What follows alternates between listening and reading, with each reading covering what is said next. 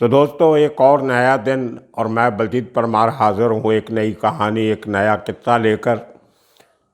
आपने जो क्राइम है जो हमारे देश में, उसकी बहुत कहानियाँ, बहुत किस्से, बहुत सारे साधन हैं आपके पास देखने के लिए, और उनमें क्या होता है उसको फॉलो अप आप कर सकते हो। लेकिन इसके साथ साथ हर देश में एक वाइट कॉलर क्राइम भी चलता है, इक्वली पावरफुल। और कई बार तो जो ऑर्डिनरी क्राइम है, जो वेपन क्राइम है, जहाँ आईपीसी सीआरपीसी का क्राइम है, उसके पैरेलल जो एक पैरेलल इकॉनमी चलती है, एक गलत तरीके से पैसा जनरेट किया जाता है, जिसको हम कई बार ब्लैक मनी का नाम भी दे देते हैं। और उसको वो मनी लॉन्ड्रिंग जो इस तरीके की कमाई करके की जाती है, उसकी अपनी ही बड़ी अजीब कहानी है। आजकल हिंदुस्तान में ईडी का दौर है। बखौल से लोग कहते हैं कि हिंदुस्तान में आज आईएएस आईपीएस हुकूमत नहीं कर रहे, ईडी हुकूमत कर रहा है, एनफोर्समेंट डायरेक्टोरेट। ये बहुत पुराना डिपार्टमेंट है। एक ज़माने में इसके पास सिर्फ फॉरेन एक्सचेंज रेगुलेशन एक्ट जो था, FERA, फेरा, उसके नीचे उसकी इंक्वायरीज, उसकी जो वायलेशन होती थी फेरा एक्ट की, आप फॉरेन एक्सचेंज बाहर से गलत तरीके से ले आए, आपने कोई बहुत बड़े लेवल पे फॉरेन एक्सचेंज की इंपोर्ट एक्सपोर्ट ड्यूटी में हेरा फेरी की, या आपने बाहर की कमाई को गलत तरीके से हिंदुस्तान से लाके जो फॉरेन करेंसी थी उसका दुरुपयोग किया, तो ऐसे केसेस में एनफोर्समेंट डायरेक्टर काम किया करता था। बहुत पुराने ऑफिसर, जब नारीमन पॉइंट मुंबई में इनका बहुत बड़ा ऑफिस हुआ करता था, वहाँ तब से बहुत बड़े ऑफिसर, जिनमें LD अरोड़ा शामिल हैं, जिनका बाद में इलाहाबाद में मर्डर कर दिया गया था स्मगलर की तरफ से। उसी तरह CM मेहरा, जो बाद में रिजर्व बैंक ऑफ इंडिया के सेबी के विजिलेंस ऑफिसर रहे। उसी तरह संदीप टंडन, बहुत बड़े ऑफिसर थे, इनकम टैक्स से आए थे, डेपुटेशन थे, जिनकी बीवी बाद में शायद यूपी से MLA भी रही है। तो इस तरीके से बहुत मशहूर ऑफिसर जो बड़े ईमानदार गिने जाते थे, वो लोग इस डिपार्टमेंट की मुंबई यूनिट को हेड किया करते थे एक ज़माने में।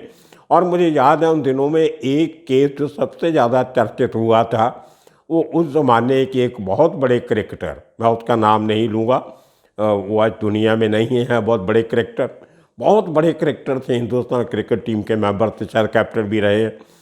वो एयरपोर्ट पे पकड़े गए थे फॉरेन एक्सचेंज के साथ, और कोई बहुत ज़्यादा बड़ा अमाउंट नहीं था उन दिनों में, कोई शायद कोई 1400-1500 डॉलर उनके पास से एयरपोर्ट पे पकड़े गए, तो उनको अरेस्ट किया गया था और केस चलाया गया था। वो ज़माना था ईडी का, एनफोर्समेंट डायरेक्टोरेट का। लेकिन पिछले कुछ सालों से, जब से ईडी को prevention of money laundering act PMLA, वे भी उसके साथ दे दिया गया, नया एक्ट बना के, उसके बाद से ईडी की ताकत इतनी बढ़ गई है कि आज अगर आपने किसी MLA को, किसी MP को, किसी बिजनेसमैन को, किसी इंडस्ट्रियलिस्ट को, किसी बिल्डर को, किसी डॉक्टर को, किसी इंजीनियर को, किसी टाटा को, बिरला को, अंबानी को, अडानी को डराना है, तो ईडी का नाम ले दो, सब डर जाते हैं। एक ज़माना था जब इस डिपार्टमेंट का किसी को दफ्तर पता नहीं हुआ करता था कि कहाँ है, ढूंढना पड़ता था, पूछ के जाना पड़ता था। एक छोटा सा 3-4 कैबिन का नारीमन पॉइंट पे ऑफिस हुआ करता था। लेकिन आज हर मीडिया वाले को, हर प्रेस वाले को, हर बड़े आदमी को, पैसे वाले को ईडी का दफ्तर पता है कि कहाँ है, यहाँ से उसकी अहमियत लग जाती है। तो ED basically white collar criminals को पकड़ता है। आपने क्रिमिनल्स का फिरौती मांगना देखा, किसी ने किडनैप करके 25 करोड़ मांग लिया, 10 करोड़ मांग लिया, किसी को एक्सटॉर्शन के 1 करोड़ 2 करोड़। ये आजकल के ज़माने में बहुत छोटी बातें हैं, थ्रिल ज़रूर है, लेकिन असल पैसा जो है वो वाइट कॉलर क्रिमिनल्स के पास है। आपने भरत शाह का नाम सुना होगा, डायमंड मर्चेंट का। आपने नीरव मोदी का नाम सुना होगा, डायमंड मर्चेंट का। आपने मेहुल चोकसी का नाम सुना होगा, डायमंड मर्चेंट का। आपने मदन जैन का नाम सुना होगा, डायमंड मर्चेंट का, ये सब अरबोंपति डायमंड डीलर्स हैं जो कभी ना कभी कहीं ना कहीं कानून के दायरे में बहुत बुरी तरह फंसे। उनमें से नीरव मोदी और मेहुल चोकसी आज भी भगोड़ा हैं। हिंदुस्तान की सरकार उनको वापस लाने की बहुत कोशिश कर चुकी। जैसे टाइगर मेमन आज तक हमारे हाथ नहीं आया, दाऊद इब्राहिम हमारे हाथ में नहीं आया, उसी तरह नीरव मोदी और मेहुल चोकसी आज तक हमारे हाथों से बाहर हैं। ये सबका कॉमन, भरत शाह, मदन जैन, नीरव मोदी, मेहुल चोकसी, इनका कॉमन लिंक ये है कि सब डायमंड डीलर्स हैं, डायमंड के व्यापारी हैं। अब मैं आपको बता दूं कि डायमंड का जो ट्रेड है वर्ल्ड वाइड, हिंदुस्तान में नहीं, पूरी दुनिया में ये बहुत बड़े लेवल पे एक फ्रॉड का ट्रेड है। जितना बड़ा फ्रॉड दुनिया में डायमंड्स के नाम पे किया जाता है, उतना बड़ा फ्रॉड शायद किसी और कमोडिटी की ट्रेडिंग में नहीं किया जाता। ये एक बहुत बड़ा मनी लॉन्ड्रिंग रैकेट है जो बहुत बड़े लेवल पे सरकारों की मर्ज़ी से चलता है। बहुत बड़ी आर्म्स की जो डील होती हैं दुनिया भर में, जो बहुत बड़े लेवल पे हथियार खरीदे जाते हैं, उनकी पेमेंट जो है वो डायमंड्स के थ्रू की जाती है। आप अंदाज़ा लगा लो, अगर आपने फ़र्ज़ करो 10 करोड़ के हथियार खरीदे हैं और 10 करोड़ रुपये की आपने किसी को पेमेंट करनी है, आप बैंकिंग के हवाले से करोगे तो उस कंट्री का इनकम टैक्स या उनके टैक्स अथॉरिटीज़ आपके पीछे लग जाएंगी। अगर आपने उसके बदले में उनको 10 करोड़ के डायमंड दे दिए, और जो कई डायमंड इतने कीमती होते हैं, मतलब बताया जाता है कि वो इतने कीमती हैं, तो 10 डायमंड दे के भी 1-1 करोड़ के 10 डायमंड जो छोटे छोटे पत्थर जैसे होते हैं, जो आप मुंह में डाल के भी जा सकते हो, किसी को पता नहीं, वो आप 10 डायमंड दे के 10 करोड़ की पेमेंट कर देते हो, तो अंदाज़ा लगा लो डायमंड की कीमत क्या होगी। डायमंड की असली कीमत वो नहीं है जो उसकी क्वालिटी और क्वांटिटी की कीमत है। उसकी असली कीमत ये है कि वो दुनिया भर में एक्सेप्ट किया जाता है करेंसी की तरह, लेकिन अपने आप में डायमंड की कोई कीमत नहीं है। ये सिर्फ लोगों को बेवकूफ़ बनाने का बहुत बड़ा बिजनेस है। आप आम आदमी की भाषा में, ये बहुत टीडियस सब्जेक्ट है, मैंने बहुत स्टडी किया आज से नहीं, बहुत सालों से, मैं बिल्कुल सादी भाषा में सादे तरीके से आपको समझाना चाहता हूँ। आपके पास अगर सोना है, आप तकलीफ़ में हो, घर में शादी आ गई, कोई फाइनेंशियल प्रॉब्लम आ गई, तो आप इमीडिएटली सोना लेके सुनारे के पास जाओ या किसी भी दुकान वाले के पास चले जाओ, उसको सोना दे के आप उसके बदले में इमीडिएटली उसको एनकैश कर सकते हो और पैसा लेके घर पे आ सकते हो, अपना काम चला सकते हो। इसी तरह आपके पास घर है, दुकान है, गाड़ी है, मोटर है, बस है, ट्रक है, आप मजबूरी के, मुश्किल के टाइम पे उनको डिस्पोज ऑफ कर सकते हो, बेच सकते हो, क्योंकि उनकी एक कीमत है, उसकी एक मार्केट वैल्यू है। आपको पता है कि सोने का आज के दिन में क्या भाव है, कल उसका क्या रेट था, आने वाले सोने का रेट कल सुबह खुलेगा, अमूमन मालूम पड़ जाता है कि आज के दिन में सोने का क्या रेट है। फॉरेन करेंसी का क्या रेट है, रोज़ सुबह खुलता है भाव, आपको पता चल जाता है कि ये रेट है। चांदी का रेट आपको मालूम है, तांबे का रेट आपको मालूम है, गेहूं का रेट पता है, आलू टमाटर का रेट पता है, लेकिन डायमंड एक ही ऐसी कमोडिटी है जिसका कोई रेट ही नहीं है, उसका कोई भाव नहीं खुलता। एक ही डायमंड को अगर आप 10 दुकान पे ले जाओ तो 10 के 10 आदमी आपको डिफरेंट रेट बताएंगे। जिससे आपने वो डायमंड खरीदा वो तो आपको बोलेगा 1 करोड़ का है, उसको आप खरीद के उसी दुकान पे 10 कदम दूर दूसरी दुकान पे ले जाओ, वो बोलेगा इसकी 10,000 कीमत भी नहीं है, ये तो नकली है, इसकी प्योरिटी बहुत घटिया है, इसका कोई इसकी जो कोई गिनती में नहीं है, ये तो पत्थर है। आप देखिए, जिसकी कोई गारंटी नहीं है, कोई उसकी फेस वैल्यू नहीं है। फेस वैल्यू ये है कि जितना किसी ने बोल दिया और जितना आप अफोर्ड कर सकते हो वही उसका रेट है। कोई आपको उसको वापस, अगर आप किसी से डायमंड एक खरीद के लाते हो तो वही दुकानदार आपको वापसी के टाइम पे आप उसी को बेचने जाओ 10 दिन के बाद, वो ये इनकार कर देगा कि मैंने बेचा ही नहीं आपको, आपके पास क्या सबूत है ये डायमंड मेरे से लिया था। हर डायमंड का शक्ल, उसकी जो शेप होती है, जो डायमंड के जो एंगल्स होते हैं, जो उसका प्रिज्म होता है, वो सबका एक ही होता है। तो कहीं उसके नंबर नहीं होता, कहीं कुछ नहीं, उसके आप कुछ लिख ही नहीं सकते डायमंड पे। तो दुनिया भर में ये कहते हैं, एक कहावत जहाँ से शुरू हुआ था, राजे महाराजा बड़े बड़े अमीर लोग, कोहिनूर हीरा, ये हीरा वो हीरा, वो बहुत कम ऐसे स्टोन थे जिनकी एक इंटरनेशनली वैल्यू इसलिए थी कि बड़े बड़े राजा महाराजाओं के हाथ से निकला हुआ था। किसी की ताज में जड़ा गया, किसी की कुर्सी पे जड़ा गया, किसी के दरवाजे पे जड़ा गया। तो इस तरीके से उसकी एक हिस्टोरिकल वैल्यू हुआ करती थी। लेकिन ऑर्डिनरी लाइफ में आपने कभी किसी को आपके सर्कल में, आपके किसी को डायमंड खरीदते हुए देखा कभी आपने? बहुत कम लोग शोबाजी के लिए, दिखावे के लिए डायमंड खरीदते हैं, और उसमें भी वो कुछ नहीं बता सकते आपको। जिसके पास डायमंड की रिंग पहनी भी होगी किसी ने, या डायमंड गले के हार में लगाया होगा, उनको उसकी प्योरिटी के बारे में कुछ पता नहीं होता। आपको ब्लाइंडली मानना पड़ता है जो आपको बेचने वाला बताता है। तो एक कहावत अंग्रेजी में कही जाती है, डायमंड्स फॉर एवर, कि डायमंड्स हमेशा के लिए आपके साथ हैं। हमने 1985 में, 1985 में बीबीसी का एक प्रोग्राम था, BBC 4, चैनल 4 पे, जूडी जैक्सन उसकी प्रोड्यूसर हुआ करती थी। वो उन्होंने एक इंटरनेशनल लेवल पे डायमंड्स नॉट फॉर एवर करके एक सीरीज़ बनाई थी, 3-4 एपिसोड बनाए थे 40-40 मिनट के, BBC 40 मिनट्स के लिए। और उनकी एक टीम ने कवर किया था बेल्जियम, न्यूयॉर्क, टोक्यो, हांगकांग, इस किस्म के सेंटर। दूसरी टीम ने जो अरब कंट्रीज़ हैं, जहाँ पे अमीर शेख लोग, जिनको नया नया पैसा उस ज़माने में तेल बेच के आने लगा था, उनके साथ डील करते थे। और एक टीम जो थी वो हिंदुस्तान आई थी, जिसमें जूडी जैक्सन खुद आई थी।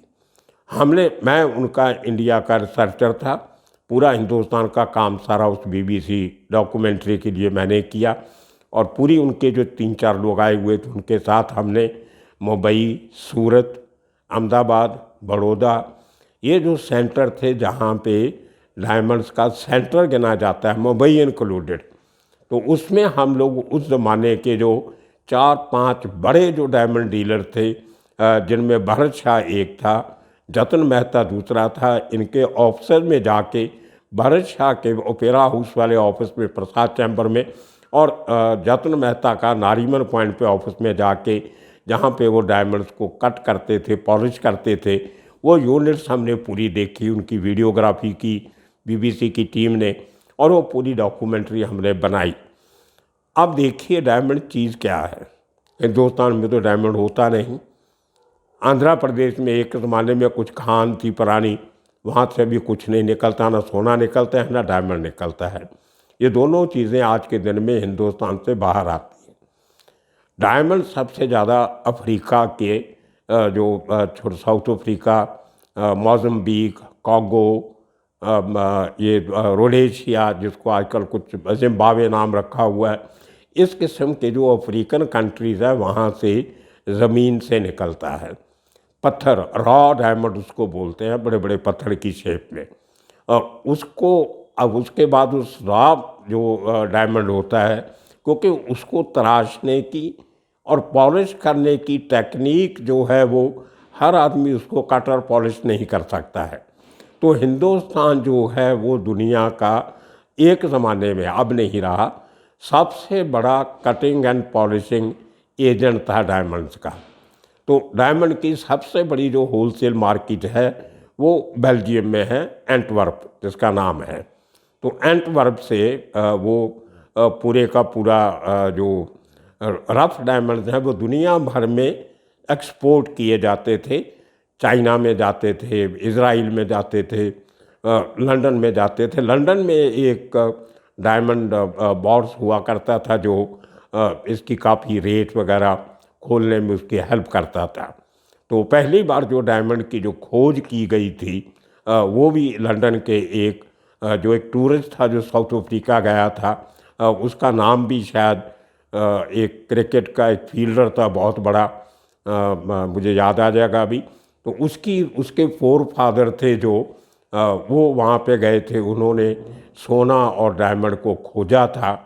और जॉन्टी रोड्स के जो पूर्वज थे, उसके ग्रेट ग्रैंडफादर, उन्होंने ये सोना और डायमंड की शुरुआती दिनों में आज से सैकड़ों साल पहले ढूंढने का काम किया था। और वो रोड्स फैमिली के नाम पे उस कंट्री का नाम रोडेशिया पड़ा था, जो बाद में जिम्बाब्वे बन गया। खैर, तो हिंदुस्तान में कट एंड पॉलिश डायमंड इसलिए होता है कि जहाँ लेबर सस्ती है, और हमारे लोग जो है बहुत महीन तरीके से, बहुत बढ़िया तरीके से उसकी कटाई और पॉलिशिंग का काम करते हैं। बहुत निगाह लगा के काम करने वाला होता है और बड़ी ईमानदारी चाहिए। अगर आपने कट पॉलिश करते कहीं 2 पीस भी अपने जूते में, मुंह में, कान में कहीं भी छुपा के ले आओ, छोटे छोटे तो होते हैं, तो वो बहुत नुकसान होता है मालिक का।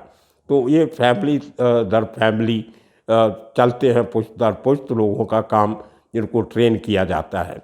तो हिंदुस्तान में कोई डायमंड नहीं होता है, हम सिर्फ वो रफ डायमंड्स को कट करते हैं, उसको तराशते हैं और उसका भी उनको पॉलिश करके वो डायमंड वापस री एक्सपोर्ट किया जाता है। अब देखिए, यहाँ से जो वाइट कॉलर क्रिमिनल्स हैं, जिसमें बड़े बड़े डायमंड डीलर शामिल हैं, वो कैसे इसका फ़ायदा उठाते हैं। अब रफ डायमंड जो है वो सस्ता मिलता है, उसको कट करके पॉलिश करके जब री एक्सपोर्ट करते हैं तो उसकी कीमत अपने तरीके से जो मर्ज़ी ये लोग लगा के उसको एक्सपोर्ट कर देते हैं। और हिंदुस्तान सरकार को उसके बदले में फॉरेन एक्सचेंज मिलता है। आजकल तो इतनी एक्सचेंज की प्रॉब्लम नहीं है। आज से 25 साल 30 साल पहले हिंदुस्तान के पास फॉरेन एक्सचेंज नहीं था। 92-3 में चंद्रशेखर की सरकार के टाइम पे जब हमने इंटरनेशनल मॉनेटरी फंड का 55 करोड़ रुपए की किस्त भरनी थी, वो भरने के डॉलर हमारे पास नहीं थे। तो हिंदुस्तान से 55 करोड़ रुपए का सोना स्पेशली एयर इंडिया के जहाज़ों में रख के लंदन के बैंकों में गिरवी रखा गया था। पता नहीं कितने टन सोना था, वो रख के वहाँ से पैसा लेके इंटरनेशनल मॉनेटरी फंड IMF का वो किस्त, जो ब्याज की किस्त थी, इंटरेस्ट की इंस्टॉलमेंट, वो हमने भरी थी। ये हालत थी हिंदुस्तान में फॉरेन एक्सचेंज की। $100 भी हिंदुस्तान के खाते में नहीं थे तभी। खैर, तो ये डायमंड वालों को सरकार इसलिए अपना चहेता ब्लू आइड बॉयज़ मानती है कि ये लोग हिंदुस्तान को उनके कहने के मुताबिक फॉरेन एक्सचेंज कमा के देते थे, और डायमंड ट्रेड ही उस ज़माने तक सबसे बड़ा फॉरेन एक्सचेंज अर्नर था। तो उसको लाने के लिए तरीका क्या होता था। अब एक रफ डायमंड आता है, हिंदुस्तान का एक इम्पोर्टर उसको इम्पोर्ट करता है। और यहाँ पे मैं एक बात बता दूँ कि अब तो काफ़ी लोग इस ट्रेड में आ गए। वो समय था जब कोई 15-16 फैमिलीज, सारे आपस में रिश्तेदार। गुजरात में जगह है पालनपुर, इनको पालनपुर ये बोलते हैं सबको। सब तकरीबन उस पालनपुर उसके आसपास के इलाकों के रहने वाले हैं। कोई मामा है, कोई जीजा है, कोई चाचा है, कोई फूफा है। आपस में इनके फैमिली रिलेशन हैं सदियों से। वही लोग डायमंड का ट्रेड काबू करके बैठे रहे बहुत साल। बाद में कुछ राजस्थान के लोग आए, कुछ मारवाड़ी आए, ऐसा ऐसा घुसपैठ हुई है। तो ये लोगों ने क्या किया, हर डीलर ने दुनिया भर में जो 8-9 बड़े डायमंड के सेंटर थे, वहाँ पे एक एक छोटा सा ऑफिस खोल के रख दिया। एक छोटा सा एक टेबल किराए पे, डायमंड रखने के लिए आपको गोडाउन तो चाहिए नहीं, आपको बहुत बड़ा कमरा नहीं चाहिए। एक छोटी सी हाथ में मुट्ठी में आ जाने वाला पैकेट सैकड़े करोड़ का होता है, उसको रखने के लिए आपको बड़ी जगह नहीं चाहिए, खाली एक तिजोरी चाहिए जो मजबूत हो, जिसको तोड़ के चोरी नहीं हो सके। तो उनको हम बोलते हैं तिजोरी ऑफिस। छोटी जगह लेके एक बड़ी तिजोरी रख लेते थे और डायमंड का ऑफिस खोल लेते थे, यही फैमिलीज। अब बाप जो है वो एंटवर्प में बैठा है, ब्रसल्स में, वहाँ से वो आदमी रफ डायमंड भेजता है अपने भाई को जो बॉम्बे में ऑफिस खोल के बैठा है। तीसरा भाई उनका सिंगापुर में ऑफिस खोल के बैठा है, चौथा हांगकांग में, पांचवा बैंकॉक में, छठा लंदन में, एक न्यूयॉर्क में। ऐसे एक फैमिली 8 या 9 ऑफिस खोलती थी। अब देखिए फ्रॉड कैसे चलता है। ब्रसल एंटवर्प वाला भाई 1 करोड़ का फर्ज करो रफ डायमंड अपने भाई को बॉम्बे भेज देता है, और इनको हिंदुस्तान सरकार ने स्पेशल कानून बनाया था कि बैंकों से इनको बहुत कम इंटरेस्ट पे डायमंड की डिलीवरी छुड़वाने के लिए लोन मिल जाता था।